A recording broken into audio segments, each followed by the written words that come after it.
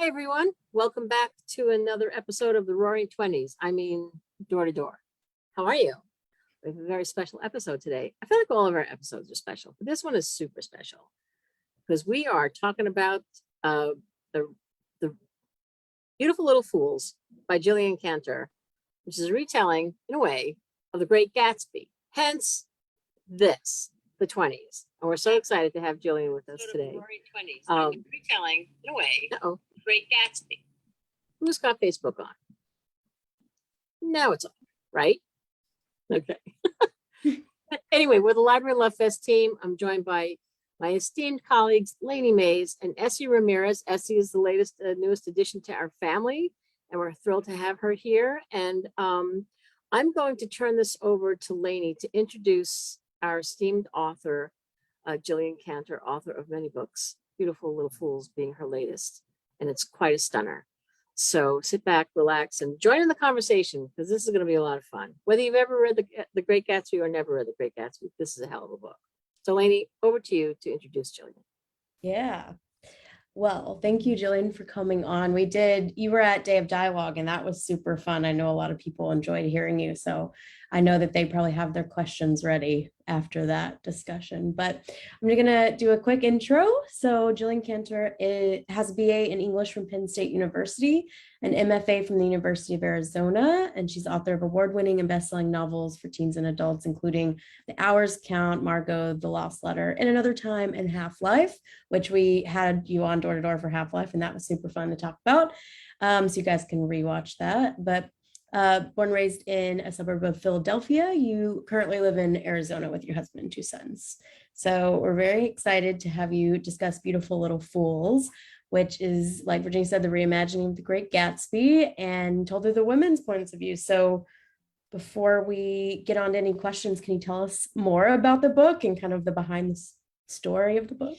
Sure. Yeah. Thank you for having me back. I had so much fun last time I was here. And I think I probably said this last time, but libraries were my favorite place growing up and, still are. I spent so many hours in the library as a kid. Like I was constantly begging my mom to take me back because I would check out the limit and read all the books so fast. And then I would have to go back and get 10 more books. So thank you for having me. Beautiful Little Fools is my latest novel. And like you said, it's a reimagining of the world of The Great Gatsby, but it's told from the women's points of view. And I think Virginia said, you don't have to have read The Great Gatsby. I mean, if you've read The Great Gatsby, you definitely will get a little more out of it, but the story also stands on its own. It's really a story of three women between 1917 and 1923. And those women happen to be Daisy Buchanan and Jordan Baker, and Catherine and Myrtle, who Catherine's Myrtle's sister, briefly mentioned in the original Great Gatsby, but she's more of a main character in mine. And the story kind of begins with the death of Jay Gatsby. And in the original, his death was blamed on Myrtle Wilson's husband. But my novel, there's a detective who thinks one of the women is actually responsible for Jay Gatsby's death. So you go back the 5 years before, leading up to his death, and after his death, and you get to see the women's perspectives. So it's like The Great Gatsby, the roaring 20s, but it's also a lot about being a woman at the time. Each of the women sort of have their own struggles and their own secrets, of course. I love that. Yeah. I want to talk more about the sister, Myrtle Wilson's sister, in a minute. But first, I wanted to read some of the amazing quotes that you've had come in. You got a Publishers Weekly starred review. That was super exciting. It says, succeeds brilliantly with this audacious revisionist murder mystery featuring characters from The Great Gatsby, successfully captures the style and tone of the 1925 novel with vivid details, proving once again that it is hard to forget the past, and admirably convincing active literary skullduggery offers many rewards. I love skullduggery. That was just like that was my favorite part. And then like Kate Quinn, we love Kate Quinn, and she said you recrafts the American classic. Fiona Davis, a shifting kaleidoscope of female perspectives, makes F. Scott Fitzgerald's classic tale of the jazz age longing and lust feel utterly modern. These are really great quotes. I know you're saying you're excited about the Publishers Weekly one that came in. Yeah, I was very excited. I mean, I just saw that yesterday and was really thrilled. I think that might be the nicest review I've ever gotten. So I was super excited. And literary skullduggery. I mean, I'll take that. Right, of course. So the original book is set in the 20s, and I know in the behind the book piece, you've talked about, writing this as kind of in a parallel time. We're in the 20s now, the new 20s. And so what was that like? Were you writing it during the pandemic? How did that all come together? Yeah. So I started writing before the pandemic. I had written about 60 pages and I sold the book just like on the first 60 pages and an outline in February of 2020. And so I think I had just sold the book like the week before we went into lockdown in March. And I took like 2 weeks off because, my kids were home and we thought that we were just all going to be home for 2 weeks and everything was going to be fine. And then I realized that wasn't the case. And I had to write the book before the end of June. But it was really weird in those 2 weeks, sort of coming back to it. I suddenly had a new understanding of the Roaring 20s that I hadn't ever had before.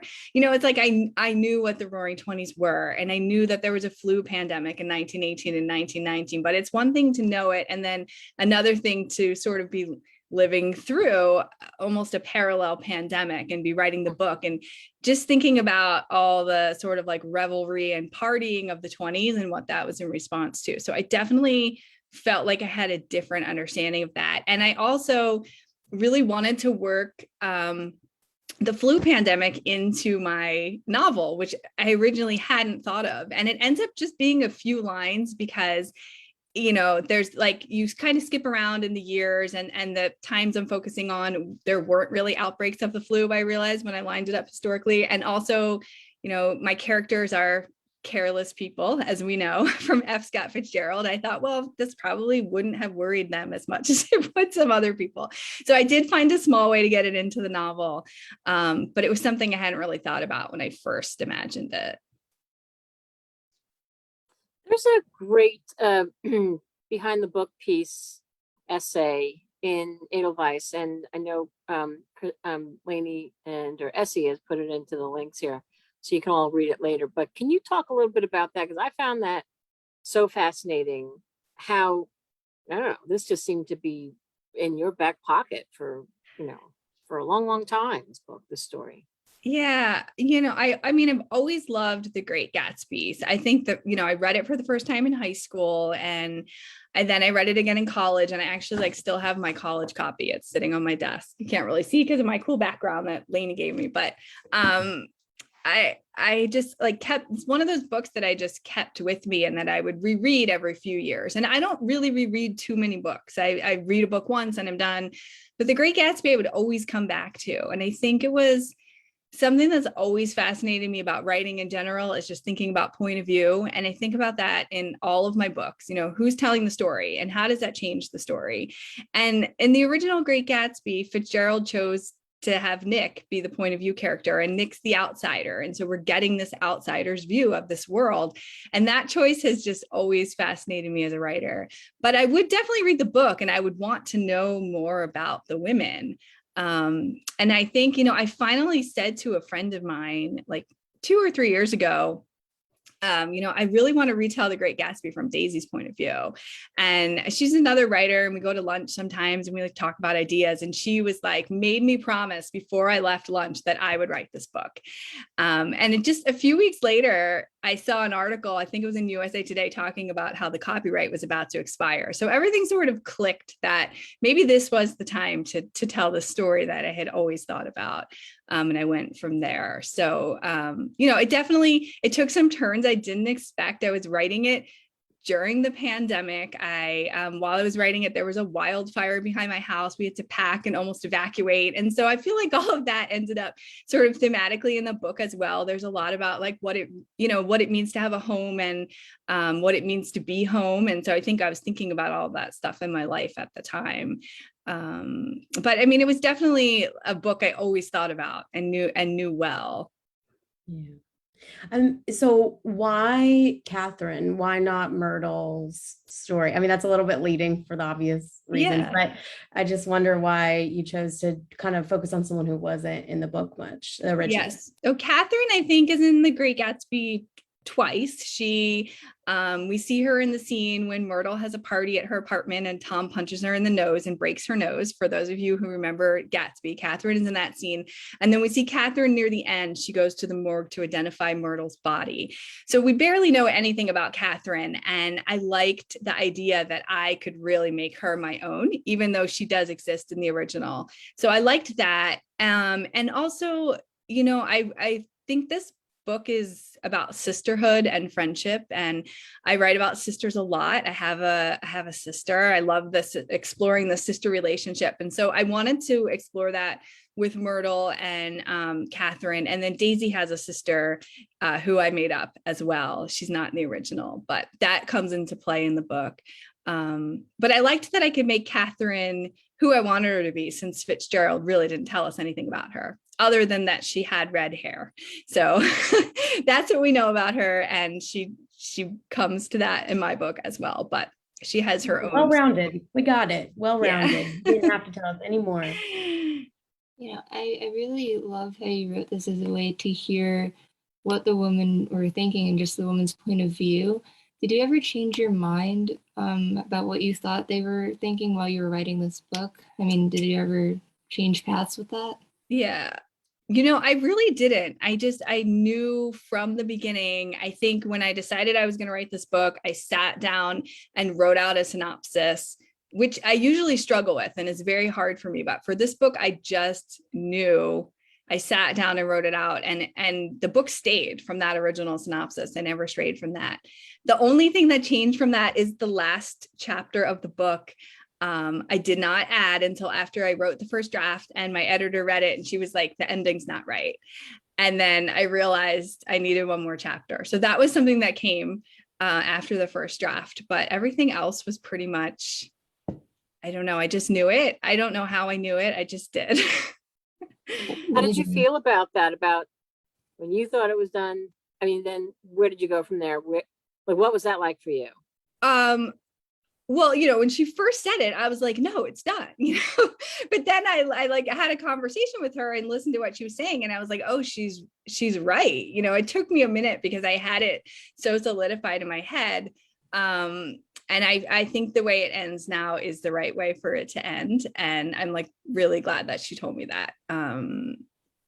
But yeah, it was, I mean, I don't want to give anything away, so I'm not going to go into more detail, but she was completely right. I just had to let it sit for a minute and kind of think about what to do with it. But that's why it's great to have an editor. I always find it so interesting to talk to authors about, that process, because when you're not obviously the first author who said, well, they wanted to change that and we didn't want to, and you thought it was good the way it was. And then it always, seems to, it's great when the author feels like it's made it better. Yeah, for sure. I mean, I actually love the editorial process and having that point of view outside of myself, because sometimes other people can see something that's so obvious to everyone but me. And like talking it through with her, I was like, oh, she's totally right, but this never occurred to me before. And again, I'm not going to spoil the ending, but the final chapter was not in the first draft. I'll just say that. Let's just tell people there is no ending. Lainey, back to you. We want to all make sure that we all get some questions in here and a reading. So Lainey, back to you. Okay. So there's a comment actually on Facebook that says, so it's from Nicole. It says, you're always pushing the bounds of history, of known history, with the reimagining of Marie Curie's life when you did Half-Life before. And now The Woman of the Great Gatsby. Thank you. And I can't wait to read this book because I'm a huge fan of The Great Gatsby. But I want to take that and kind of ask, I think that and we've talked about this before, the theme of time I think is really interesting in your books, Yeah. even in Another Time, because it's all about like women and how things change depending on your choices and like how your timeline comes together. So why are you interested in that theme, and why do you like to kind of keep coming back to it? Yeah, that's a good question. I mean, I am interested in that theme. I think it's like writing always kind of feels like a puzzle to me, and I'm trying to fit all the pieces together. And I like reimagining things and thinking about things differently than we might have thought about them before. And also like that's the kind of book that I like to read too. So I think I'm sort of just like drawn to that, in my writing. And yeah, I mean, I definitely have written about like Marie Curie was, like real people and sort of reimagining their lives. And it's funny, the Great Gatsby, are fictional characters, but I'm reimagining their lives. But I kept finding myself like misspeaking about it and being like, well, the real Jordan did this, but my Jordan does this. And it's like, I mean, she wasn't real either, but she sort of like feels real in our consciousness or my consciousness. So it was really kind of interesting and different to do it with fictional characters, something that I've done with real people. But I think I just like finding a new way to look at things, and that always fascinates me. And that goes back to like point of view too, Yeah. thinking about how different people see things differently. I think it's also just women in general and time and history, because it's kind of the Yeah. thought of the thought of those choices are not always open to them. So if we can give them a choice, we can kind of Yeah, women for sure. And I think definitely overlooked women, and like women who I feel like are sort of skimmed over and not understood. And Daisy and Jordan very much are props in a lot of ways in The Great Gatsby, but I just felt like there could be so much more going on beneath the surface, and that was fascinating to me. May I ask you a question about your research process? I know in your essay you said you took The Great Gatsby and you took a highlighter to every time that one of these women were mentioned, which I thought was great. And some people also highlight when other folks talk, and just did you do that, or what was your process like? So yeah, like, I mean, I reread The Great Gatsby again multiple times, and I did sort of go through and take notes on everything we knew about the backgrounds of all of these women. And there aren't very many mentions in the book, but there's enough where I constructed a timeline of where everyone was from 1917 to 1922. So, everywhere they go in my book, he mentioned in The Great Gatsby, but some of it was like in a paragraph of dialogue where Jordan was like, well, then they went here on their honeymoon, and then they went to Santa Barbara, and then Tom cheated on her, and then they moved to France. And so that ends up being like 100 pages of my book as I explore. And there were just a few little like jabs here and there. Like at one point, Daisy says that they had to leave Chicago because Tom had a quote unquote little spree. So it was really fun to imagine what that little spree was and what it looked like. But I did just go through and I took extensive notes, and then I made my own timeline. And then I did it again after I wrote the first draft and found that I missed some details and stuff, and I put them back in. Wow. That's amazing to imagine all of that. Just sounds like a wild journey. It was really fun. It was probably the most fun thing that I've ever written. But yeah, it was really fun. So maybe now is a good time, since we've sort of fleshed out what the book is and we don't want to give too much away. And you've certainly dropped enough little Easter eggs there for folks to want to pick up the book. But do you want to do a brief reading and just sort of set it up? Sure. So this is just the very beginning of Daisy's first chapter, just so you can hear a little bit of her voice. And the book alternates between Daisy and Jordan, who is Daisy's childhood best friend. And we also see her again in East Egg. And then Catherine, who's Myrtle's sister. And then there's a detective who has some interspersed chapters who's investigating them. But this is just Daisy's very beginning of her very first chapter. Sometimes I think if I'd met Jay Gatsby later, say after Daddy and Rose's accident, I wouldn't have even noticed him at all.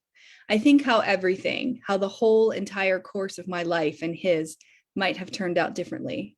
Jay came into my life at a moment when I still believed that anything was possible. The war and death were somewhere so far away out of my reach that they might as well have not existed at all. I had everything, and it never occurred to me that I could lose it all just like that. It sounds silly to say it now, to remember how I was, to remember that careless, carefree girl. It sounds silly to say that Jay and I lived and died by chance, haphazard timing, that our paths crossed at the right time in the right place. Or maybe it was the wrong time, the wrong place. And that's just the very introduction to Daisy. I love that. That's Yeah. wonderful.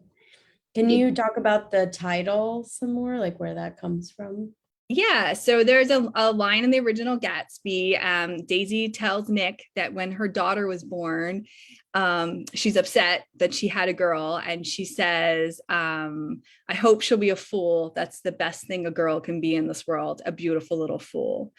So Beautiful Little Fool is my title, refers to the quote unquote girls in the book, and is ironic because none of them are fools. Yeah. I love that. When they launched this book, so many people in the room, like in the sales force, they were like, I was just rereading The Great Gatsby and the women are not in there. Like, it made me angry. And they were like, this couldn't have come at a better time. I know that the copyright is just went away. So, but they were so excited. And then I saw the title. I'm like, I don't even need to see a cover. Like, I know exactly what that is. And I love that that's the title, and it just kind of fits perfectly. Yeah. I remember the like Mia Farrow and that, like Robert Redford, that one, like I remember that scene very distinctly when I watched it. So I love that title. Thanks. And it's one of those lines that, has like always stayed with me. And so I knew as soon as I was going to write this book that had to be the title. Yeah. It's perfect. And it's we were just saying before, I had looked at the Baz Luhrmann. I had not seen the Baz Luhrmann movie, but it's so interesting to watch all of these and to look at the book again, and to watch these the movies, the different versions, Robert Redford and Leonardo DiCaprio, and it's like, it's such a crazy story. And now this is this. I just love that you've turned it on its head. I just think it's really very, very cool. It's Thank everybody you. that hasn't read this, you're in for such a treat. Maybe we should go to some of the questions back to the chat room. We want to get to everybody. There are folks here watching. Let's see. I don't think we did this one. Vicky Nestings, careless people takes on a whole new significance in our current times, doesn't it? I certainly didn't think about the flu pandemic when I read Gatsby years ago. Yeah. Oh. Yeah. And I mean, it was like the Gatsby is set after the flu pandemic when they're all partying. I'm waiting for us to get to that point. I don't think we're there yet. Ditto. But let me tell you something. The gin's in the bathtub. Yeah. Yeah, we would like our alcohol though. That can we keep that? That'd be great. Right. No prohibition, please. Yeah, really. Oh dear Lordy. Someone said something about the book. Let's see. Sherry Brown asked about the cover of the book, which is made in-house, but I don't know if they had any other iterations of the book that you saw, or was this kind of like immediately? This was the first cover that I saw. So I don't know if they had any other, but they sent it and I loved it. I know everyone loved it. So it was the first one that was shared with me. And it just felt like it was perfect. I agree. Yeah. Essie, you want to jump on and see what questions we have in the chat room? I think there's people are loving our headgear, by the way. I know. I wish I need to get some. You do. Your book tour. Yeah. When you take it off, you'll faint because it's your brain. Right, but that's like perfect for the 20s. Yeah. I can't wait to take this off and see what's happening. I see Essie, one. I see go one ahead, by ask a question, Essie. There's one by Jennifer Winberry. She wants to know, how did including chapters from Detective Frank Charles' point of view help the narrative structure? Yeah, so there's a few chapters from the detective, as I mentioned, and he sort of begins the story takes place over like 6 years, like 1917 to 1923. So you get to see his perspective every time we switch years, and you get to see what he's doing in investigating the case. So for me, that was sort of a like narratively a way to skip time and to move the overall plot forward. You know, you're seeing these women individually in the years, but then when you go to Frank, he's moving the mystery and like the plot forward through time, if that makes sense. Absolutely. Yeah. Let's see. How are we doing? Okay. There is a comment from Janet Lockhart halfway through the book and enjoying it very much. Yeah. Love the chapter at Daisy's wedding and the description of her attire. So much communicated just by a necklace. Yes, and that necklace was in Gatsby, in the original Gatsby. They mentioned that she had a $350,000 pearl necklace that Tom gave her on their wedding day. So that was taken from the original, but I was like fascinated by what this necklace would look like and how heavy it would be. So I definitely wanted to put that in. Yeah, I've never really thought about how heavy that would be. That'd be a pretty heavy necklace. Those are pretty heavy. We have a comment from Katie that said Daisy is so complex and it's so easy for readers to write her off as insipid or vapid, but she's always felt there's been more to her. And I think that's perfect. I mean, it's exactly what we're doing in this book, is like exploring that. But thinking back to reading that in high school, you're very much like, oh, she's not necessarily my focus. She's obviously Gatsby's, but hearing that it's true, like she really did go through so much. But I bet it was interesting because you said there were like paragraphs where it just like mentions all the things, all the trauma in her life, and they're like, anyway, she loves this pearl necklace. Like, right. Yeah. And I think when I read it in high school, like I very much saw it as like a tragic love story. Like poor Daisy and Gatsby, they loved each other, but they could never be together. And reading it again as an adult, I very much saw Gatsby as a stalker and like saw the way his attention toward her might not have been wanted. And I definitely like went that route when exploring her in the book, but it was interesting how my matured perspective changed what I thought about their relationship too. Yeah.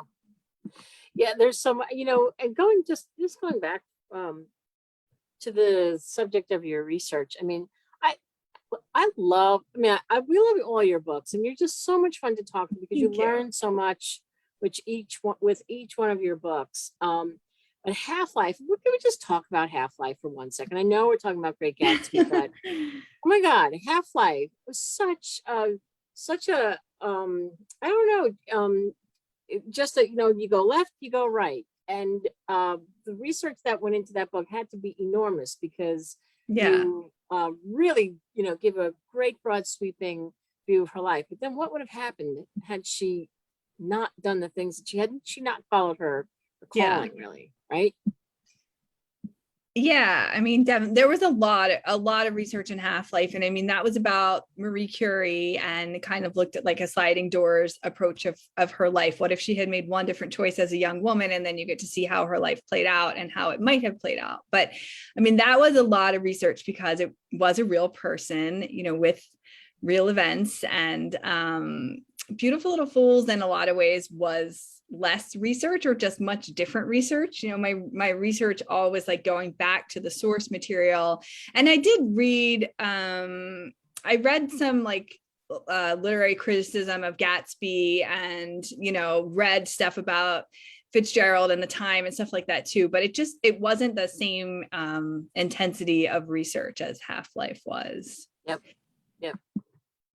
I get that. But folks, if you haven't read Half-Life, do. It's kind of chilling, actually. Thank you. Or in another time too, before that. I mean, we're just going to say, go read your whole backlist. But just go read all of our books. In another time, it's on sale today. There's a book pub. So start with that. There you go. It was so great. And like little twists. Anyway, we won't talk about that. Thank you. Yeah. must watch, must read. Well, do we have more questions? Have we gotten to all of our comments? There's so much love here for this. There's one more. Surprisingly. I was gonna ask, like, did you ever originally think of writing it in modern times, like as a retelling? Because we have some big books that have been retold kind of in modern times, but it was always historical. Yeah, I think I don't think I thought about telling it in modern times. I originally just thought about telling Daisy's story. And then I realized it was more than Daisy's story, but I don't think I ever thought about just retelling it in modern times. Although that would be a good book too, but that just not what came to me. The historical significance, really, I mean, it is crazy that it is so paralleled, but you would lose a lot of that. I just wondered if Yeah. what were your thought? Yeah. Essie, I think we have a question there. Can you read it from Katie Stover? Just popped up. Stover. Okay, yes. Question for Jillian. This is likely unrelated, but would you ever give the same treatment to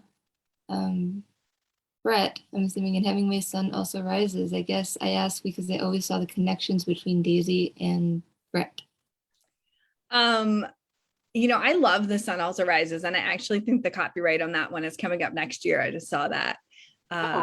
So maybe. I mean, I don't have anything like currently in the works, but yeah, I always loved that one too. That's my favorite Hemingway book. So I'm with you on that. Oh, that's so cool. Leave it to Katie Stover. Always hitting the nail on the head. What else you got, Lainey? Let's see. Barbara Ringgold, do you plan to go back to the World War II period of The Lost Letter and the later period of Margot, which harkens back to Anne Frank? Loved both of those. Thank you. Maybe. That's a good question. I'm not at the moment, I'm not working on anything in that time period, but of course, I love the World War II resistance area. I've written a bunch about that. And Margot was like, in the late 50s, which I love that time period. So, I mean, I could definitely see doing another book in either one of those times, but I'm not currently doing it. I don't know if you can tell us, but what are you working on? Yeah, I can't tell you that either, but I am working on something, Okay. and it is about women. That's like about all I can say, I think. No, it's yeah, like thematically very similar to my other stuff, but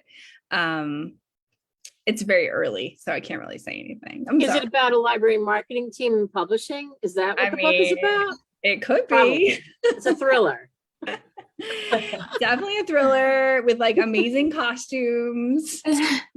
It's Well, totally us. I think you need to write a short story about The Sun Also Rises sometime in your free time. So Yeah, I know. I do love The Sun Also Rises.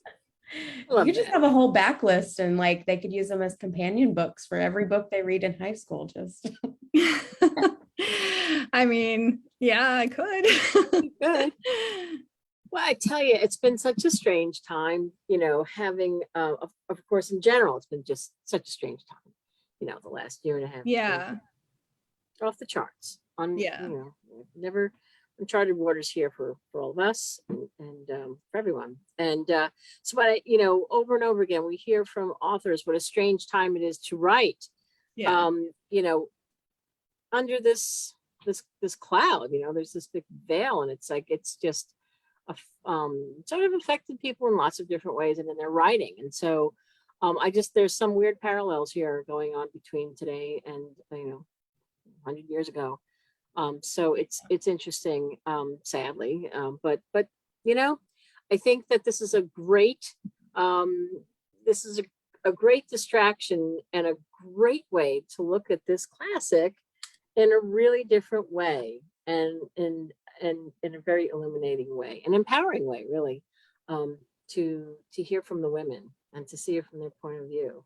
It's a really novel idea, and we're so excited that this book to come out, and it's January, right? Yeah, January 4th. Tons of time to read, love, vote for Library Reads, which you're not a stranger to. You've so many books out. Is there 11 books that you have out now for novels and Yeah, this is gonna be my teens and adults? 11th. Yeah. This is your 11th. Okay, Mhm. amazing. You've been everywhere. And that star review today from PW is just so wonderful. And Thank you. we're just so happy for you. You're just, and we thank you for all that you've done for libraries and for, you know, for appearing whenever we ask you to, and to come on and talk to librarians and answer their questions and our questions. And you just have so much support here and great appreciation for what you do. I hope you feel that. Oh, Because thank you so much. You guys are awesome. And I love chatting with you anytime, and just really appreciate your support as well. Can I just ask one question before we Yes. go? Because I'm still stuck on this, because I just find it amazing that you knew your characters and you knew these characters so well and you loved them so much, obviously, and it's just you knew how they would think from the very beginning. It didn't even change to the very end. And was there a character that was easiest to write for you, or a voice that was easiest to write for you, and was there one that was more difficult to write? I don't know about like easiest or most difficult, but I feel like Jordan is my favorite. Jordan was sort of always my favorite character in The Great Gatsby, and she was the most fun to write in a lot of ways. And her voice just like came to me, and I knew her. So I would get excited every time I get back to a Jordan chapter. I'd open it up and be like, oh, good, I get to be Jordan today. So that was a oh lot. my God, that's so funny. That's I awesome. love that. Yeah. But I mean, I enjoyed everything about this book. And it was like just like a passion project for me. And I mean, I really was writing the majority of it while my kids were home and we were locked down and we weren't leaving the house, and they were like doing online school in the next room. And I was just like so happy to escape into these characters every day. And it really like, I feel like it got me through that time, getting to sort of just like write this book and be these people in my mind. So I didn't find any of them were difficult to write. I enjoyed all of them, but Jordan, I enjoyed even more than the rest of them. That's awesome. Yeah, my favorite line from your essay was the very end, which you said they gave you a voice too, which I just love. That's so great to say. I absolutely know how that feels. Yeah, I know. I mean, like, thank goodness that I had this, because I feel like it kind of got me through that time. Yeah. I always thought of Jordan as kind of the reasonable voice, and like in the original book, and so I enjoyed her section too. So I find that cool that was your favorite too. Now, I think I'll just I guess end it by saying that as much as you enjoyed the escaping into those characters is kind of the experience for the reader. I can speak for myself, and I think I speak for Lainey and Essie as well. You escape back into those characters. It's fun to get back into it. You know, like, what are they up to? What's going to happen next? You know, and Jordan's cool because she's kind of steering the ship a little bit. So Yeah. Thanks for writing them, because You're welcome. Yeah, it's way easier for us to read it than it was for you to write it, but thanks. You're welcome. Thank you for reading it. I'm happy to know that you escaped into them as well, because that's a huge compliment. Oh man, if ever there's a time to escape, it's now. Yeah, right. That's true. Well, I'll Okay. put the cover up one more time. And again, gorgeous. But thank you, Jillian. Beautiful little Thank full you. books on sale January 4th. So Library Reads votes are due December 1st, and you can get an egalley on Edelweiss or NetGalley. Those links are up there on the Facebook Live for you. And this is just such a special book, and it's like a warm hug if you are a big fan of The Great Gatsby. So again, thank you. Thank you. Always lovely to talk to you. You too. Thank you, guys. Thank you, Jillian. Librarians, thank you so much for attending and writing in and asking and commenting, and look for a finished book when the book comes out. But until then, download the egalley and tell us what you think. We'd love to hear. All right, everyone, take good care. It's time to get the gin out of the bathtub and have ourselves a little flappery good time. Yeah. Bye-bye, everyone. Bye. Thanks, Thank Eileen. you.